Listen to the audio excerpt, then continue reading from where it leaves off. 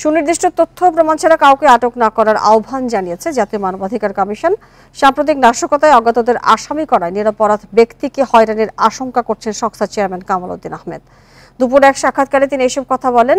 সহিংসতার মধ্যে কোথাও কোথাও মানবাধিকার লঙ্ঘন হয়েছে বলে মনে করেন মানবাধিকার কমিশনের চেয়ারম্যান।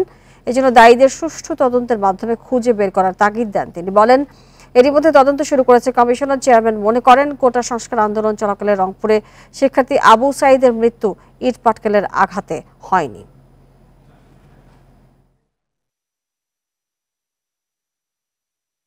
এলাকাভিত্তিক বিভিন্ন জনকে চেহারা দেখে তাকে ওই ঘরে ঢুকে কাউকে যদি সন্দেহ হয় তাহলে তাকে অ্যারেস্ট করা হচ্ছে। এটা কিন্তু মানবাধিকারের লঙ্ঘন, এটা করতে পারে না। অ্যারেস্ট করতে গেলে তার জন্য তার বিরুদ্ধে ওয়ারেন্ট থাকতে হবে বা তার সম্পর্কে তথ্য থাকতে হবে যে ওই নাশকতার সাথে সে জড়িত ছিল। প্রাণহানি হলে তো মানবাধিকারের লঙ্ঘন হয়, এটা কথা।